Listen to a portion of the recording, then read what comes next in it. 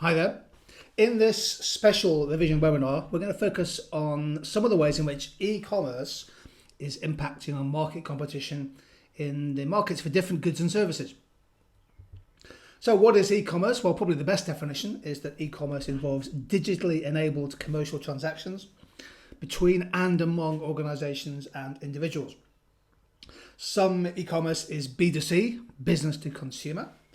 Some e-commerce is business to business, B2B. But in this presentation, we're going to focus on business to consumer because I think that's the most important thing from the economist's point of view. E-commerce and Unit 3 Micro, well, there's lots of ways in which we can think about e-commerce, digital businesses. They really are affecting many different markets. 15 years ago, these businesses did not exist. Indeed, in 2002, Tutor was bigger than all of those businesses. Where did it all go so badly wrong? One of the interesting questions is whether e-commerce is leading to more intensive contestability and competition and therefore enhanced economic efficiency and welfare, or in contrast, are we seeing the emergence of new digital monopolies, scale businesses, eventually highly profitable? In other words, new digital monopolies are taking the place of established businesses with market power just a few years ago. What is clear is that the percentage of people who have bought something online has been rising steadily. It's now over 3/4 of people, helped indeed by the fast growth of broadband and Wi-Fi. And of course, people have had increased experience of buying things online, so there's a kind of hysteresis effect. Once you become comfortable and confident with buying online, you're much more likely, of course, to retain that as a default method of purchase. Business to consumer e-commerce sales, again, have been growing rapidly. This shows the annual sales in billions of pounds, rising from 55 billion in 2012 to over 80 billion forecast for 2016 and nearly 90 billion forecast for 2017. Certainly rapid growth evident here. And linked with all e-commerce, of course, is the rise of the digital economy, the growth of apps. Indeed, this chart shows monthly downloads in May 2016 for the world's most popular apps. Snapchat, for example, added nearly 1 million users a day in terms of downloads. Facebook, over 1 million users. WhatsApp, even more. And businesses such as Spotify adding over 300,000 downloads every day. And businesses such as Netflix. So what you have here is clearly a huge growth in the scale of and the usage of some of these major apps. So in this presentation, we're going to mention the impact of e-commerce on contestability, link it to economies of scale, identify new forms of non-price competition, link e-commerce to the widespread increasing use of dynamic pricing strategies, talk about pure play versus omni-channel, and finally think about the ways in which established businesses, so-called bricks and mortar businesses, are helping or trying to counter the impact of the fast growth challenger rivals. Now, market structure is important. When we think about the structure of an industry or a sector, we think about its size in terms of revenue, for example, and quantity sold. We think about the size distribution of firms. How many businesses are there in the market? How many big firms are there? How many smaller businesses are there? We think about distribution channels. How do we get products to market? How can you sell to consumers through various channels? And clearly we're interested in the profitability of businesses in the sector. We are focusing on the number of and the closeness of substitute products. That's quite important, as we'll see in a second. And crucially, when we think about market structure, we're interested in the nature of the costs of production, both in the short run and also the long run. To what extent is a market structure vertically integrated? That's going to be important. And how significant are the barriers to entry and exit from a market? And finally, to what extent is the market open to international competition? That's a significant structural change in many sectors in the UK, for example. Now, the point from this webinar is that e-commerce, the rise of globally scaled e-commerce businesses and many smaller rivals, is affecting almost all of these factors in most industries and markets. This is a fundamental change in many sectors. So, in which ways are e-commerce leading to Joseph Schumpeter's famous creative destruction? Well, Amazon is involved in lots of ways, shaking up the markets for book and music and book retailing initially, now increasingly even involved in grocery retailing and music streaming and Amazon Prime in terms of TVs and films. The online gambling companies, Bet365 and Foxy Bingo, taking on established bookmakers and betting companies. Huge growth of digital businesses in file storage and sharing. Dropbox is relevant there. The sharing economy, of course, Uber and AirBNB shaking up their respective markets. And an enormous increase in intensity of competition in news publishing online, the rise of Twitter, Huffington Post, BuzzFeed and Facebook as effectively news organisations. Indeed, many people now get their news direct, most frequently from those online streams. One of the key things about e-commerce is the significance of economies of scale.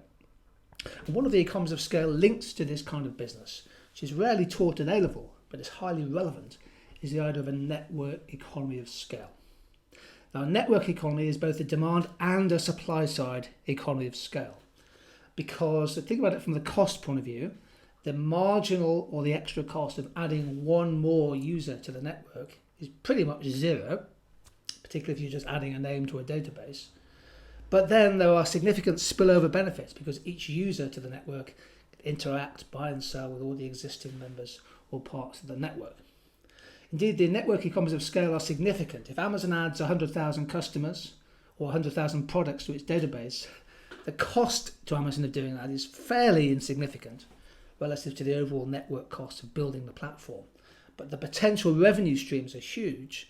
And of course, the more users that Amazon has, then the lower is the fixed cost per user across the network. So if you get a question on e-commerce, think network economies of scale. They really are quite significant. This is evidenced by the growth of businesses such as Netflix, which has become huge both in the United States and increasingly overseas. Notice here the red areas. This is where Netflix started streaming media, including film, over 100 different countries, I think, added in January 2016. Huge growth for Netflix. And we can see that reflected in their revenues. From poultry revenues in 2002, this has almost been exponential growth to topping $7 billion in 2015. Who knows what the figure will be for 2016 and beyond. So this is a globally scaled, rapidly expanding business that uses economies of scale as part of its success story. So how are e-commerce stories changing business models? Well, one really good example is the print and newspaper industry. Increasingly, people, of course, prefer to browse online. They get their news flow from social media, from Facebook, from Twitter, and from online journalism, such as BuzzFeed. The impact has been to reduce the circulation each day of print newspapers, a fall in subscription revenues for magazines, and crucially, these newspapers and magazines therefore can't command the same advertising rates when they're trying to sell classified ads. So the Independent, for example, has now stopped their print edition, they're online only, and it's likely that other newspapers and magazines may follow suit. Newsweek magazine is now online only. Who knows what the next big one will be? But that's clearly quite a big structural change in the industry. Likewise with data storage devices. Go back 5-10 years, everybody was buying memory sticks to carry around with them and plug into their computers, and they were carrying these kind of big mobile hard drives. Well, demand for those has fallen away, of course, as people and businesses choose to store their data on cloud-based services such as Dropbox, rather than hold a clunky device which is easily lost or damaged. When we think about barriers to entry, what are the issues here in terms of e-commerce? Here are 5 of the significant barriers to entry in the industry. Economies of scale we've mentioned, vertical integration, the supply chain control, brand loyalty, important, control of important technologies, some of which may be patented, and importantly and crucially, expertise, goodwill and reputation. I think this is the key to understanding the success of some e-commerce businesses and the relative failure of others. But fundamentally, consumers regard the expertise of the seller, the goodwill they have, and the business reputation they have as fundamentally important. Now, this is not necessarily something you can draw in an analysis diagram in the exam, but I think it's particularly significant, especially if you're trying to persuade consumers to migrate from bricks and mortar, shops and purchases, face-to-face, if you like, towards buying and selling online. particularly when there are lots of information asymmetries. The buyer may know more than the seller may know more than the buyer. So has e-commerce lowered barriers to entry? Well, in some ways the answer is yes. Millions of people, billions of people now have smartphones, and there's a whole app ecosystem that's developed around it. It makes it just much easier now for small businesses in particular to develop existing products and services. We've seen the rapid expansion of and investment in platforms, Amazon, eBay, Google, Alibaba, etc. It's now so much easier and so much quicker for small businesses to develop a base online and sell through these platforms. E-commerce has also made it much easier to expand into international markets. Even a relatively small business such as Tutor2You can sell quite happily products into more than 70 countries every year, simply because we have a website that works. But on the other hand, you could argue that actually e-commerce is not necessarily lowering barriers to entry, particularly because if you're going to invest and be successful in e-commerce systems on a big scale, that still requires a significant investment. If you're going to compete with some pretty big global domestic players. Equally, of course, existing players, they have the financial resources and oftentimes the profits to try to protect their market position. So the likes of Argos and John Lewis and HMV, which itself has been through some problems recently, they're all investing millions of pounds every year in what's called omni-channel retailing. And we'll come back to that in a second. The best performing e-commerce businesses are increasingly the biggest too. So are barriers to entry coming down? Yes, in some senses, but scale still matters, in particular network e-commerce of scale. Amazon's market dominance, of course, has become a competition issue in terms of to what extent could anybody really now rival Amazon in terms of online retail. I think the point I want to stress here is that the barriers to entry may be low, but they're not necessarily the same as the barriers to profitable entry in markets. And many e-commerce firms, of course, don't survive because they never make a profit. Amazon is huge, of course. Relative to other e-retailers in Europe, it's absolutely enormous. Compare, for example, Amazon here in this chart, and this date is 2014, to the size, for example, of Ocado, which many of you will have come across in the UK, and ASOS, of course. So Amazon is absolutely enormous. A word or two about the sharing economy. I think this is where people are getting really quite interested, the ways in which platform businesses are challenging the existing market power of other businesses that have been around for donkey's years. So Uber and AirBNB, Amazon Flex, BlaBlaCar, they are basically platform businesses. What that means is they provide a platform for goods and services to be transacted. People can order a cab and the journey can happen. But Airbnb doesn't own any hotel rooms, basically. Uber doesn't own any vehicles. Of course, that reduces the amount of capital that these businesses need to operate. Now, for some, this gives them a significant cost advantage and they can break into markets successfully. Other people think this is an unfair advantage and risks creating a distortion in the market. A word or two about non-price competition. I think that e-commerce is actually creating new variants of non-price competition which will become increasingly common, almost ubiquitous in the months and years to come.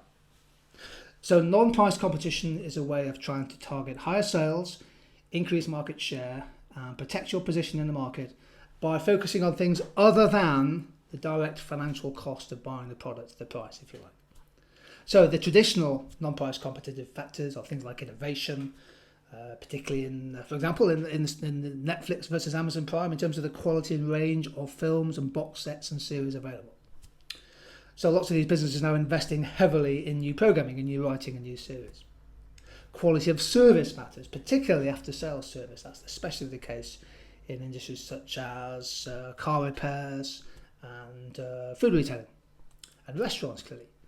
Free upgrades to products are important. Loyalty schemes, exclusivity of particular products, important. The quality of the branding and the reputation of the business brand is significant.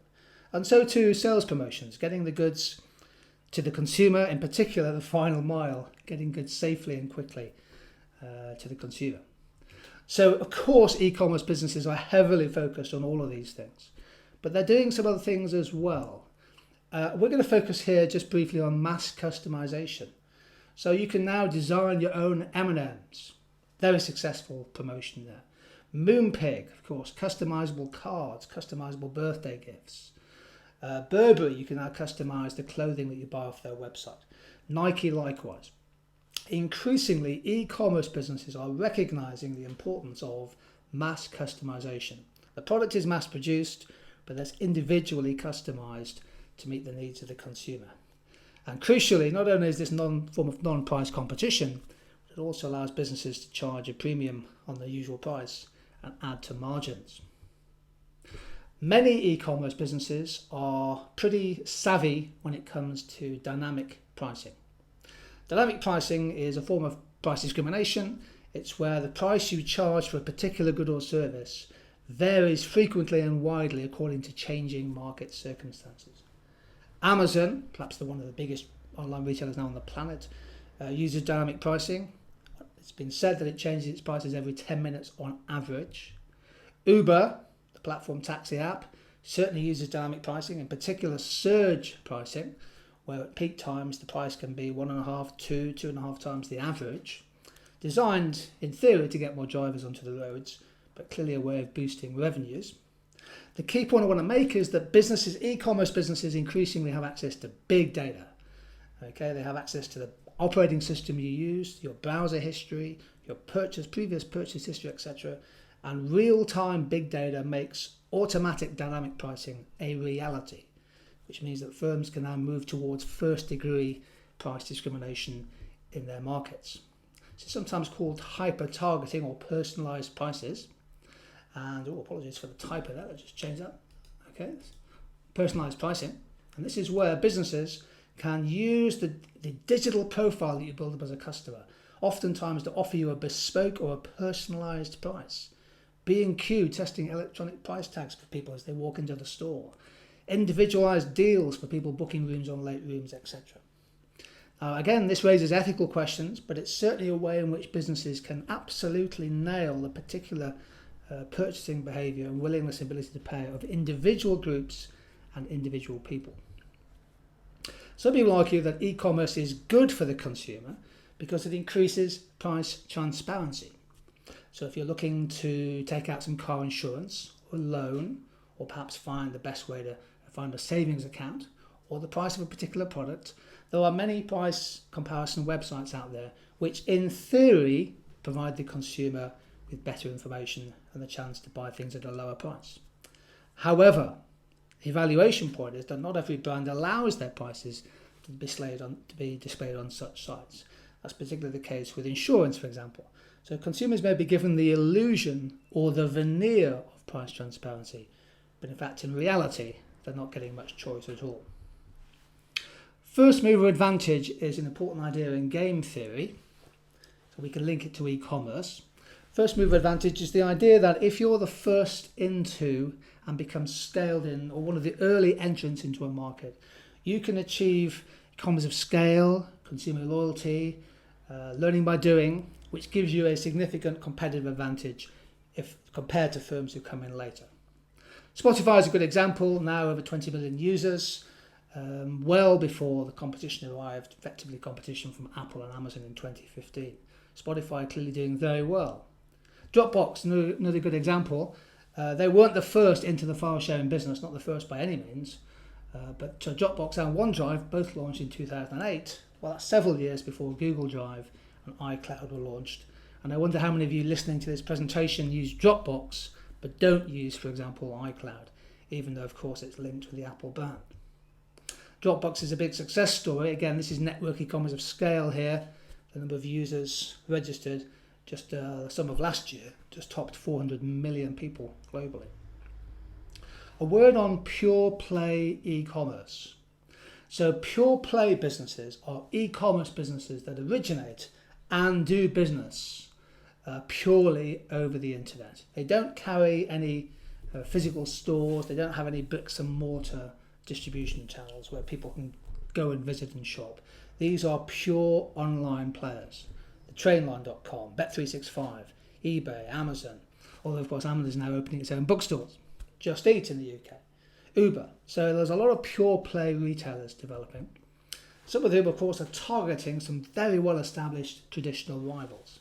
Uber challenging the city taxi firms, in particular London black cabs. ASOS, the online clothes retailer, targeting the likes of H&M and Next. AirBNB, a thorn in the side of many hotel groups.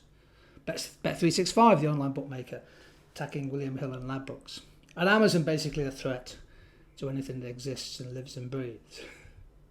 Now, although pure play businesses have done extremely well, let's be clear here, established firms can and they do fight back. This is not a one-way street. 3 things to make here, 3 points to make. One is that existing firms have brand loyalty. That brand loyalty, that consumer loyalty, is built up over many years, often decades, particularly in consumer-facing businesses such as retail. John Lewis, Nike, Dominos, Hyatt Hotels, these are businesses with substantial reputation. And although some businesses have gone to the wall, including the likes of Blockbuster Video and more recently British Home Stores, there are some significant, successful face-to-face bricks and mortar businesses that are meeting the digital challenge head on.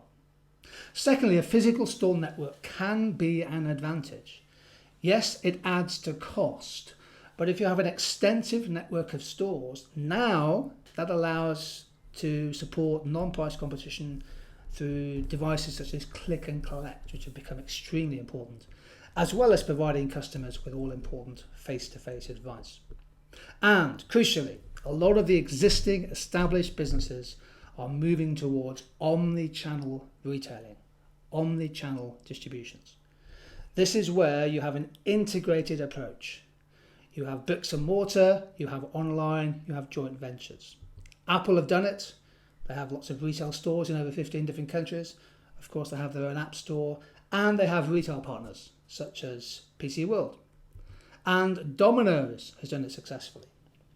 Many years, of course, Domino's growth was based on opening more pizza stores, oftentimes in suburban areas and towns and cities, with a network of people delivering pizzas the final mile to the consumer.